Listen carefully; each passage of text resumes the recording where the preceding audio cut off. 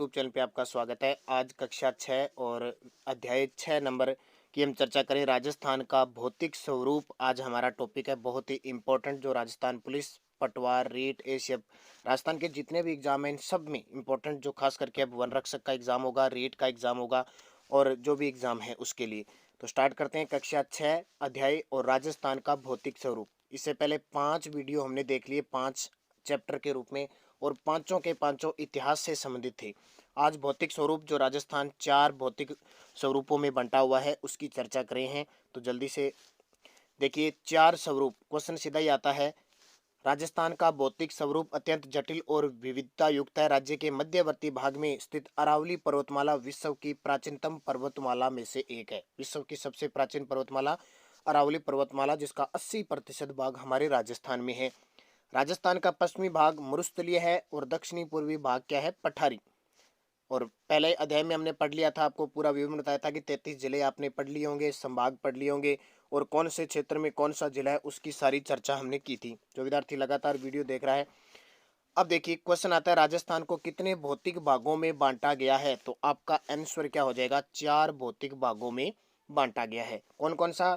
थार का मरुस्थल, अरावली पर्वतमाला, पूर्वी मैदान और दक्षिणी पूर्वी पठारी। अब इसका क्वेश्चन कैसे आता है कि संरचना निर्माण के आधार पर राजस्थान के चारों भागों का आरोही क्रम या अवरोही क्रम में पूछे या क्रम पूछे तो सबसे पहले निर्माण हुआ था अरावली पर्वतमाला का, 2 नंबर पे हुआ था दक्षिणी पूर्वी पठार का, 3 नंबर पे हुआ था पूर्वी मैदान का और 4 नंबर पर यानी सबसे नवीन पूछे तो थार का मरुस्थल है, सबसे पुराना पूछे तो अरावली पर्वतमाला। ये चारों टॉपिक आपके लिए इंपॉर्टेंट। अब एक एक की हम बात करते हैं। सबसे पहले आ जाता है थार का मरुस्थल। उससे पहले जल्दी से वीडियो को लाइक कर दो, शेयर कर दो अपने दोस्तों में। अगर आप चैनल पे नए हैं तो इसको सब्सक्राइब कर लो। सबसे पहले बात करते हैं थार के मरुस्थल, जो राजस्थान के 12 जिलों में उत्तर पश्चिम और पश्चिम क्षेत्र में फैले हुए हैं, उनकी चर्चा करते हैं।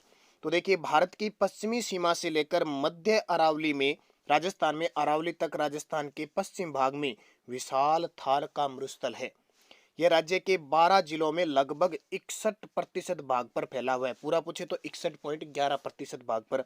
और यहाँ राजस्थान की लगभग 40% जनसंख्या निवास करती है। यह मरुस्थल विश्व के अन्य मरुस्थलों की तुलना में एक तो अत्यधिक जनघनत्व है, लगभग 103 प्रति वर्ग किलोमीटर लोग रहते हैं। ध्यान रखना, विश्व में ऐसा एकमात्र ऐसा मरुस्थल है जहाँ सबसे ज्यादा जनघनत्व है, पशु घनत्व है, वर्षा और खनिज की विविधता है, वनस्पति है, कृषि सिंचाई के साधन, सर्वाधिक जैव विविधता के कारण विश्व का सबसे धनी मरुस्थल कौन सा है? थार का मरुस्थल। आपसे पूछे थार का मरुस्थल कितने देशों में फैला हुआ है, तो आपका उत्तर होगा भारत और पाकिस्तान के अंदर फैला हुआ है। जैसे गोबी मरुस्थल मंगोलिया के अंदर है, आटाकामा मरुस्थल चिली के अंदर है, इस प्रकार अलग अलग मरुस्थल है।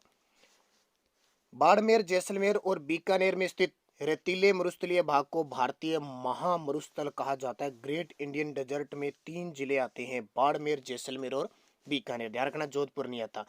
इस क्षेत्र में रेतीली मिट्टी और रेत के टीले पाए जाते हैं, बड़े बड़े, बहुत ही रेतीली है। जैसलमेर तो आप जानते हो, मरु महोत्सव बनाया जाता है। बाड़मेर में थार महोत्सव बनाया जाता है और ये बहुत प्रसिद्ध है। जो हवा के साथ अपना स्थान बदलते हैं, दोहरे होते हैं ना, मिट्टी जो बालू रेत होती है एक स्थान से दूसरे स्थान पर उड़ती जाती है और इस क्षेत्र में अलग अलग नाम भी है इनके। तो इन्हें बालू का स्तूप या स्थानीय भाषा में दोहरे कहते हैं। और जब एक स्थान से दूसरे स्थान पर मिट्टी जाके इकट्ठी हो जाती है तो उसको कहते हैं दरियन। बालू का स्तूपों का स्थानांतरण होना दरियन कहलाता है। ये भी ध्यान रखना, थार के मरुस्थल को धरातलीय विशेषताओं के आधार पर मरुभूमि, गग्गर का मैदानी भाग, अर्ध मरुस्थलीय भाग, नागौर की उच्च भूमि और अंतः प्रवाही प्रदेशों में विभक्त किया गया है। जैसे मान लो ये हमारा राजस्थान है, ये पश्चिमी क्षेत्र है, ठीक है।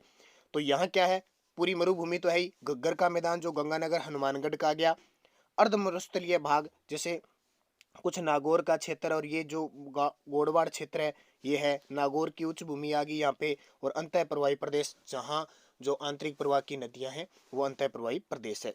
फिर देखिए 2 नंबर आता है अरावली पर्वत। कौन सा? अरावली, जो पूरी पूरे विश्व की सबसे प्राचीन पर्वतमाला है। बात आती है, अब मैं थार के मरुस्थल की थोड़ी सी बात एक और कर लेता हूँ। थार का जो मरुस्थल है उसमें एक तो ध्यान रखना, सीज की स्थापना की गई है। सेज की स्थापना किन किन जिलों में? ठीक है, सेज यानी सोलर इंटरप्राइजेज इकोनॉमिक जोन, ये कहाँ स्थापित की गई है? एक तो है आपका जोधपुर में, एक है आपका जैसलमेर में और एक है बाड़मेर में। 3 है, ठीक है। कौन कौन से? जैसलमेर और जोधपुर और बाड़मेर में सेज की स्थापना की गई। एक तो इसको याद रखना है। आपसे पूछे मरु त्रिकोण, मरु त्रिकोण में कौन कौन से जिले आते हैं, तो आपको बताना है जैसलमेर, बीकानेर, जोधपुर। पहले 3 ही आते थे, अब बाड़मेर को भी शामिल कर लिया है। 2 ध्यान रखना, बरखान, जो अर्धचंद्राकार मिट्टी के टीले होते हैं उन्हें बरखान कहते हैं। पैराबोलिक, जिनकी आकृति बालों की हेयर पिन जो लगाते हैं उसकी आकार की हो जाती है, वो पैराबोलिक होता है। तो अलग अलग इसमें वो जो होती है शताब्दी, वो भी आपके लिए इंपॉर्टेंट बनती है। दूसरा आता है अरावली पर्वतमाला। यह राजस्थान के मध्य भाग में दक्षिण पश्चिम से शुरू होती है, यहाँ से इधर से, और उत्तर पूर्व दिशा में राज्य के लगभग 9% भाग पर अरावली पर्वतमाला विस्तार है और विश्व की सबसे प्राचीन पर्वतों में से एक है, जो दक्षिण में गुजरात के खेड़ ब्रह्मा पालनपुर से ये निकलती है। खेड़ ब्रह्मा और हमारे राजस्थान में सिरोही में प्रवेश करती है, और उत्तर में पूरे सिरोही में निकलने के बाद उत्तर में कहाँ से बाहर निकलती है? खेतड़ी झुंझुनू से बाहर निकलती है और आगे दिल्ली रायसीना की पहाड़ी तक फैली हुई है, राष्ट्रपति भवन तक फैली हुई है टूटी फूटी। 692 किलोमीटर में विस्तृत है, टोटल 692 किलोमीटर, जिसमें से 80 यानी 692 में से 80% राजस्थान का हिस्सा है। मान के चलो 550 किलोमीटर लंबाई राजस्थान में अरावली पर्वतमाला की है। ये ध्यान रखना, इंपॉर्टेंट क्वेश्चन बनता है। और हरियाणा में भी इसका कुछ भाग है। अरावली पर्वतमाला राजस्थान को 2 भागों में विभाजित करती है। पूर्वी राजस्थान, जैसे ये अरावली पर्वतमाला है तो ये तो हो गया पूर्वी राजस्थान, और ये पश्चिमी राजस्थान। अरावली पर्वतमाला राजस्थान का सबसे उच्च भूभाग है, ध्यान रखना, चारों में से। अब खासियत अरावली पर्वतमाला, सबसे ज्यादा खनिज, धात्विक खनिज संसाधन अरावली पर्वतमाला में पाए जाते हैं। अरावली पर्वतमाला मरुस्थल के पूर्व की ओर प्रसार को रोकती है। आज अरावली पर्वतमाला नहीं होती तो पूरे राजस्थान में मरुस्थल होता। इस पर्वतमाला में अधिकांश नदियों का उद्गम होता है। जितनी भी बड़ी नदियां है ना, बंगाल की खाड़ी, अरब सागर की खाड़ी में जाने, उन नदियों का उद्गम अरावली पर्वतमाला से ही लगभग होता है। और विभिन्न प्रकार की वनस्पति है, जड़ी बूटियां खूब सारी पाई जाती है। अरावली पर्वतमाला मानसून को रोककर पूर्वी और दक्षिणी राजस्थान में वर्षा होती है ना, कि जो पश्चिमी राजस्थान है उसमें बहुत ही कम बारिश होती है। कारण अरावली पर्वतमाला के समानांतर होने के कारण जो हवाएं चलती है वो अरावली पर्वतमाला से टकराकर दक्षिणी राजस्थान और पूर्वी राजस्थान में बारिश करती है। इसलिए अरावली को राजस्थान की जीवन रेखा कहा जाता है। अब एक तो यह है कि अगर अरावली पर्वतमाला नहीं होती तो राजस्थान में बारिश होती नहीं, बिल्कुल ही नहीं होती, ठीक है, इसलिए जीवन रेखा कहते हैं। और वर्षा के आधार पर भी 2 भागों में बांटती है अरावली पर्वतमाला। राजस्थान में अरावली पर्वतमाला की सबसे ऊंची चोटी गुरु शिखर है। कहाँ पे है? जो माउंट आबू सिरोही केंद्र है गुरु शिखर, और ये सिरोही जिले के माउंट आबू में स्थित है, जिसकी ऊंचाई 1722 मीटर है। माउंट आबू गुरु शिखर होगी, और दूसरी शेर सबसे ऊंची चोटी होगी। यहाँ से क्वेश्चन एग्जाम में आता है, आपसे पूछे कि राजस्थान की सबसे ऊंची पर्वत चोटी गुरु शिखर या किस जिले में है? सिरोही जिले में। रीट का एग्जाम, वन रक्षक का एग्जाम, पटवारी में इस प्रकार के क्वेश्चन 5-10 तो आने आने, और आपको बता दिया इन बुकों से ही एग्जामिनर क्वेश्चन उठाता है, ये ध्यान रखना। अब देखिए यहाँ थोड़ा सा क्षेत्र में आपको बता देता हूँ, बहुत ही इंपॉर्टेंट है। ये रहा घग्गर का मैदान, गंगानगर हनुमानगढ़ में। ये बालूका स्तूप मुक्त प्रदेश है, भी ध्यान रखना। जो कहाँ कहाँ फैला हुआ है? जैसलमेर में है, थोड़ा सा भाग जोधपुर में भी है, बाड़मेर में है। 41 पॉइंट यानी लगभग 41.11% के आसपास बालूका मुक्त प्रदेश है। यानी बालूका नहीं है, चट्टाने चट्टाने है, हमादार इरगर, वो जो शब्दावलियाँ होती है ना, वो इसी बालूका मुक्त स्तूप में है। तो ये भी ध्यान रखना। यानी टोटल 100% का 41.11% बालूका मुक्त प्रदेश है। ये पिछले साल पटवारी के अंदर क्वेश्चन आया था। और ये देखिए, ये लूनी नदी का प्रवाह क्षेत्र हो गया, ये शेखावटी प्रदेश हो गया, ये अरावली पर्वतमाला होगी आपकी।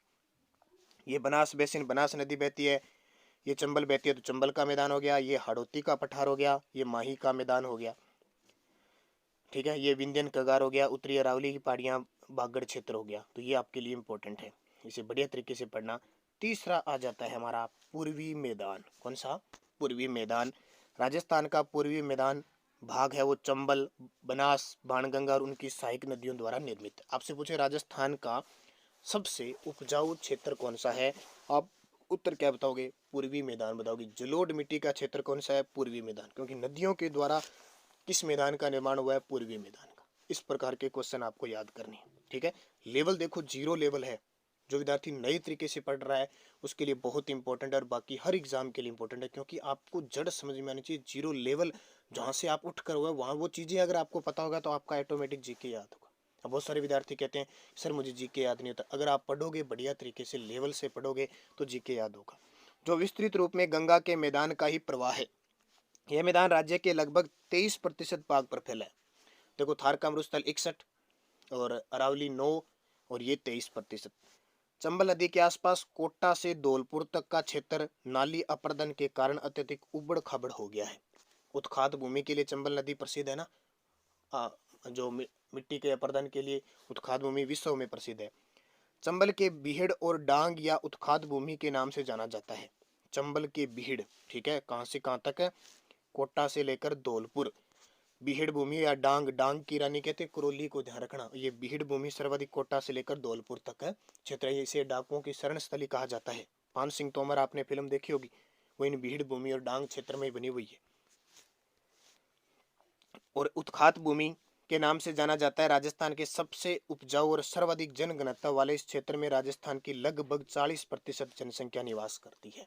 23% भाग पर 40%, सबसे ज्यादा जनघनत्व। और ध्यान रखना 2011 की जनगणना के अनुसार इस पूर्वी मैदान के अंदर जो जिले हैं ना वो टॉप पे हैं जनघनत्व में। सबसे ज्यादा जयपुर में, फिर जयपुर, भरतपुर, दौसा, अलवर, ये जिले जनघनत्व में सबसे ज्यादा है। तो इनको ध्यान रखना। पूर्वी मैदान में पूछे बनास नदी का क्षेत्र आता है, माही नदी का कुछ क्षेत्र आता है और चंबल नदी का कुछ क्षेत्र आता है। बाण गंगा बेसिन, ये सब पूर्वी मैदान को उपजाऊ बनाती है।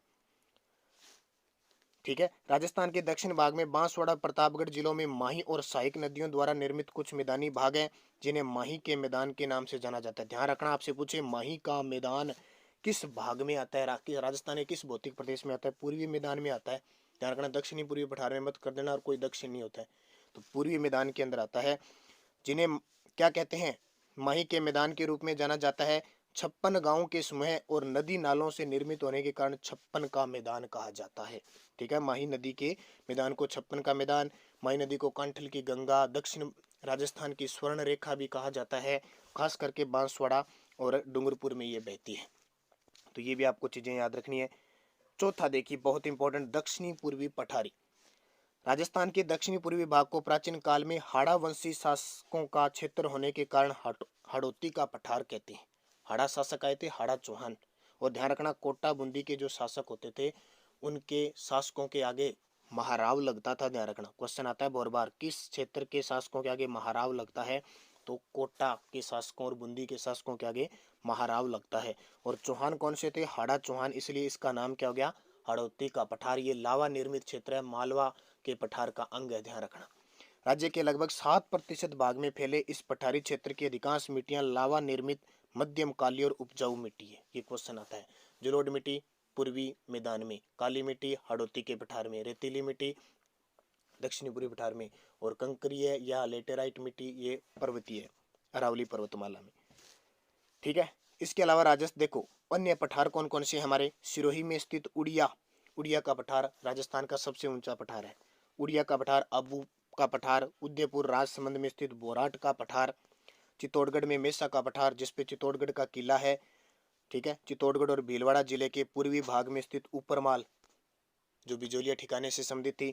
उदयपुर प्रतापगढ़ में लसाड़िया का पठार जो जयसमंद झील के पूर्व में स्थित है, लसाड़िया का पठार।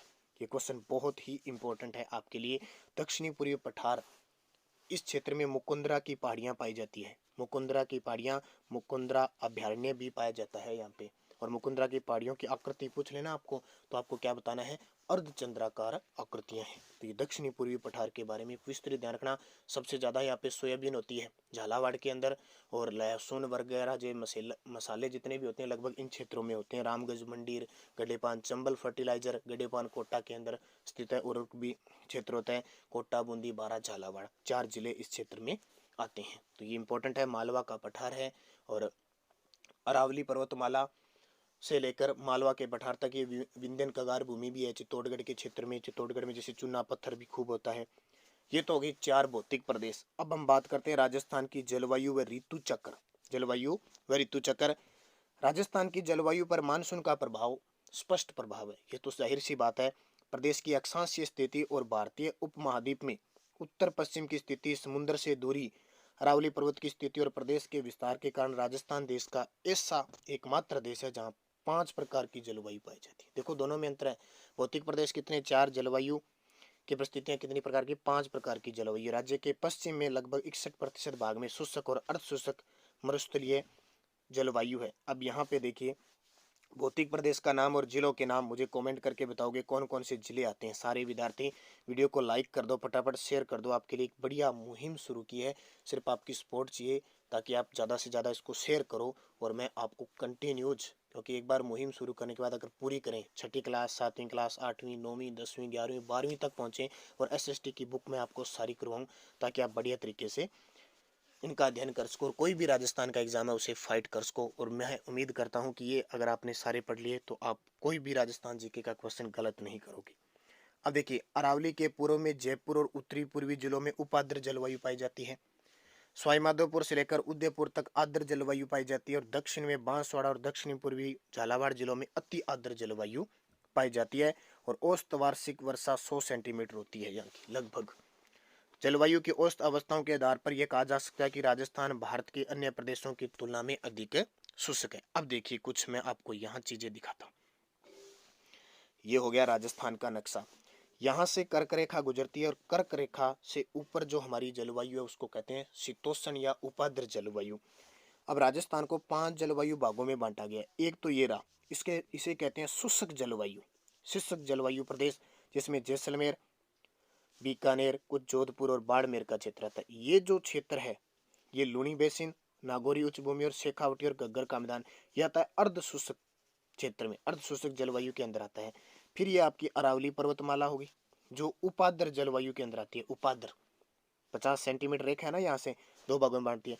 ये आता है आपका जो पूर्वी मैदान है, ये क्षेत्र, ये जो क्षेत्र है ये क्षेत्र आता है आपका आंध्र प्रदेश में, आर्द्र प्रदेश में आता है। और ये जो झालावाड़ का कुछ चित्तौड़ का भाग है ये आता है अति आर्द्र प्रदेश में। इस प्रकार के क्वेश्चन आते हैं। 5 जलवायु प्रदेशों में बांटा गया है।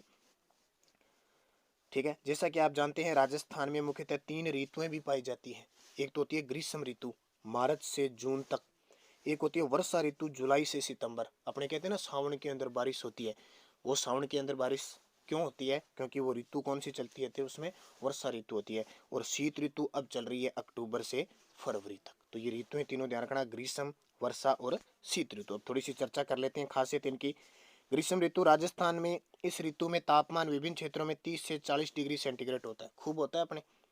और जैसलमेर, बाड़मेर, बीकानेर, जोधपुर, गंगानगर, चूरू आदि में तो 40 से 45 डिग्री तक पहुंच जाता है। और गंगानगर में सर्वाधिक आंधियां चलती है। आपसे पूछे राजस्थान में सर्वाधिक आंधियां श्री गंगानगर में, सबसे कम झालावाड़ में। ठीक है, थार मरुस्थल रेतीला होने के कारण भारत के अत्यधिक प्रदेशों में सबसे गर्म है, क्योंकि मरुस्थल की खासियत होती है जल्दी गर्म होता है और जल्दी ठंडा होता है, तो इसलिए सबसे ज्यादा ठंड भी इस मरुस्थल क्षेत्र में पड़ती है और गर्मी भी पड़ती है। ये देखिए जल्दी गर्म होती है और जल्दी ठंडी होती है, अतः तापमान में बहुत अंतर आ जाता है, एकदम ठंडा हो जाता है और एकदम गर्म हो जाता है, जिससे दैनिक व वार्षिक तापांतर अधिक होता है। ऊंचाई के कारण माउंट आबू इस ऋतु में राजस्थान का सबसे ठंडा स्थान है। माउंट आबू सिरोही के अंदर ठंडा स्थान है हमारा। ये देखिए यह भी जाने राजस्थान में ग्रीष्म ऋतु में चलने वाली गर्म धूल भरी हवाओं को लू कहते हैं। बहुत बार क्वेश्चन आता है। और जो सर्दियों में जो बारिश होती है उसको बूंदों से बारिश होती है उसको माउट कहा जाता है। और ये लू चलती है, ठीक है, गर्म हवाएं चलती है उन्हें लू कहा जाता है। ये दोनों क्वेश्चन एग्जाम में पूछे जाते हैं, सबको पता है लेकिन फिर भी एग्जाम में आता है, ध्यान रखना। और हवाएं तो पूछो ही ना, 100 किलोमीटर प्रति घंटे की से लू चलती है। तब वर्षा ऋतु राजस्थान की 90 से 95% तक वर्षा इसी ऋतु में होती है, क्योंकि नाम इसका वर्षा ऋतु हो गया। जो मानसूनी हवाओं से जुलाई से सितंबर के मध्य होती है। अरब सागर और बंगाल की खाड़ी, एक तो ये ध्यान रखना ये हमारा राजस्थान है, इधर तो है बंगाल की खाड़ी और इधर है अरब सागर की खाड़ी, दो ध्यान रखना। लूणी, पश्चिमी बनास और माही नदी अरब सागर में गिरती है। चंबल, बनास, बाणगंगा, ठीक है, ये नदियां सारी कहाँ गिरती है, बंगाल की खाड़ी में। अरब सागर और बंगाल की खाड़ी दोनों शाखाओं के मानसून से बारिश होती है। बंगाल की खाड़ी के मानसून से राजस्थान में अधिक वर्षा होती है, जो इधर से आती है ना बंगाल की खाड़ी से, जो अधिकांश पूर्वी राजस्थान में होती है। और ये पश्चिमी राजस्थान वाले जितने भी विद्यार्थी हैं देख लो, बारिश होती है ना वर्षा ऋतु में, अपने कहते हैं ना जयपुर में इतनी बारिश होगी, कोटा में बाढ़ आ गई, झालावाड़ में बाढ़ आ गई, लेकिन हमारे सूखा होता है, एक बूंद ही नहीं होती है। ये कारण यही है कि ये अरावली पर्वतमाला है, यहाँ से जो मानसून आएगा वो इस अरावली पर्वतमाला से टकराएगा और यहाँ खूब सारी बारिश करेगा, जो अधिकांशतः पूर्वी राजस्थान में होती है। उससे बंगाल की खाड़ी से जो मानसून उठता है उससे बारिश होती है पूर्वी राजस्थान। अरब सागर के मानसून से अधिकांश वर्षा दक्षिणी राजस्थान में होती है। दक्षिणी राजस्थान जो यहाँ से लग जाओ, सिरोही है, उदयपुर है, आपका बांसवाड़ा, डूंगरपुर इधर होती है। सर्वाधिक वर्षा झालावाड़ में होती है, खूब सारी, इसलिए राजस्थान का सर्वाधिक वर्षा वाला स्थान झालावाड़, राजस्थान का मत्स्यराम झालावाड़, सबसे आर्द्र जिला झालावाड़, जिसे राजस्थान का सबसे आर्द्र जिला माना जाता है। सबसे कम वर्षा जैसलमेर में होती है, जैसलमेर वालों 10 सेंटीमीटर ही होती है। सबसे अधिक वर्षा प्राप्त करने वाला स्थान पूछे माउंट आबू है। राजस्थान का बरखोयान किसको कहा जाता है? माउंट आबू को। सबसे ठंडा और सबसे ज्यादा बारिश होती है, स्थान पूछे माउंट आबू, जिला झालावाड़, 150 सेंटीमीटर, क्योंकि ऊंचाई ज्यादा है ना। अरावली के दक्षिणी पूर्वी भाग से उत्तरी पश्चिमी भाग की ओर वर्षा लगातार कम होती जाती है। अरावली के पूर्व में 50 सेंटीमीटर से अधिक और पश्चिम में 50 सेंटीमीटर से कम वर्षा होती है। आपको पूछे सबसे पहले मानसून किस जिले में आता है, तो बांसवाड़ा में, झालावाड़ में आता है। हमारे राजस्थान में मानसून से सबसे बारिश होती है झालावाड़ में, 2 नंबर पे आता है बांसवाड़ा में। ये दोनों क्वेश्चन याद रखना, एग्जाम में पूछे जाते हैं। शीत ऋतु, राजस्थान में शीत ऋतु में तापमान धीरे धीरे कम होता जाता है। जैसे अब तापमान है ना, ठंडा चल रहा है। पश्चिमी राजस्थान में रेत के अत्यधिक ठंडे हो जाने से तापमान 0 डिग्री सेंटीग्रेड या कुछ स्थानों पर इससे भी कम हो जाता है। तो जो पश्चिमी राजस्थान वाले हैं, चूरू, झुंझुनू, सीकर, गंगानगर, हनुमानगढ़, बीकानेर, वो सारे विद्यार्थी मुझे कमेंट करोगे कि हम सर इस जिले में रह रहे हैं और हमारी इतनी ठंड पड़ रही है, तापमान इतना क्या, लगभग सारे विद्यार्थी बताओगे। देखो, इन चीज़ों को कमेंट में लिखने से मुझे ही पता चलता है कि आप किस जिले से बिलोंग कर रहे हो और किस स्थिति में आपके क्षेत्र की जलवायु को आपका पता लगता है कि आपकी जलवायु कैसी है। ऊंचाई के कारण इसी ऋतु में माउंट आबू राजस्थान में अधिक ठंडा रहता है। वर्तमान में आपने न्यूज़ देखी होगी कि माउंट आबू इतनी बर्फ जम गई, इतने -डिग्री हो गया। इस ऋतु में आकाश साफ रहता है, मंद मंद गति से पवन चलती है। उत्तर भारत से आने वाली शीत लहर के प्रभाव में ठंड बहुत बढ़ जाती है, जैसे वर्तमान में है। अब देखिए, बहुत ही इंपॉर्टेंट और चर्चित बात, भारत में शीत ऋतु में होने वाली वर्षा को माउट या पश्चिमी विक्षोभ कहा जाता है, क्योंकि चक्रवात भूमध्य सागर से आकर राजस्थान सहित उत्तरी पश्चिमी भारत में वर्षा करते हैं। इस वर्षा से गेहूं की फसल को लाभ होता है। माउट से गेहूं की यानी रबी की फसल को लाभ होता है। इसे गोल्डन ड्रॉप कहा जाता है। कहाँ से उठती है? भूमध्य सागर, पता ना आपको, भूमध्य सागर से उठती है। नाम सुना होगा, लाल सागर और भूमध्य सागर को स्वेज नहर जोड़ती है, वहां से उठती है। फिर ये ईरान, पाकिस्तान होते हुए यहाँ आती है। हम कहते हैं पाकिस्तान की तरफ से बारिश हुई है, वो माउट है पश्चिमी विक्षोभों से। ये क्वेश्चन बहुत इंपॉर्टेंट है, अक्सर एग्जाम में पूछा जाता है। फिर देखिए, मरुस्थलीकरण तो पता ही है आपको, खूब सारा मरुस्थलीकरण होता है, सूखा पड़ता है, क्योंकि बारिश नहीं होती है तो सूखा पड़ता है। इसको बताने की जरूरत नहीं है आपको, ठीक है। अब देखिए आपके लिए क्वेश्चन, आपका जिला किस भौतिक प्रदेश में स्थित है? सारे विद्यार्थी कमेंट करेंगे मुझे, और अगर कुछ बातें हो तो 5 विशेषता आप मुझे बताइए कि वहाँ किस प्रकार की फसल होती है, कितनी बारिश होती है, कैसी जलवायु है, और आप किस तहसील में रहते हो, जरूर बताएंगे। देखिए आपके लिए कौन रहे, हालांकि छठी क्लास की किताब है, अभ्यास है, लेकिन हमारा लेवल देखो छठे के हिसाब से, हमें तो कितने मैंने क्वेश्चन बता दिए, शायद आपको पता ही नहीं होंगे। तो किस भौतिक प्रदेश में स्थित है मुझे जरूर कमेंट करोगे। और ये क्वेश्चन ये आपको पता ही, देख लिया आपने। अब देखिए अभ्यास प्रश्न, आपके कमेंट में जवाब देने वाले क्वेश्चन, निम्न में से कौन सा भौतिक प्रदेश राजस्थान में स्थित नहीं है? अरावली पर्वतमाला, पूर्वी मैदान, थार मरुस्थल, हिमालय पर्वत। अरावली पर्वतमाला की सबसे ऊंची चोटी कौन सी है? गुरु शिखर, एवरेस्ट, जरगाजी, कंचनजंगा। तो सही इन दोनों के जवाब आपको कमेंट बॉक्स में देने हैं। तो सारे विद्यार्थी बढ़िया तरीके से इन कमेंट में जवाब दोगे, लाइक करोगे, शेयर करोगे। अगर आप चैनल पे नए हैं तो इसको सब्सक्राइब कर लेना और इसके पास लगे बेल आइकन के घंटे को दबा लेना, ताकि जो भी वीडियो अपलोड हो आप तक उसका नोटिफिकेशन होते और लगातार हम कंटिन्यूज इस पे बने रहेंगे। तो धन्यवाद, जय हिंद, जय भारत।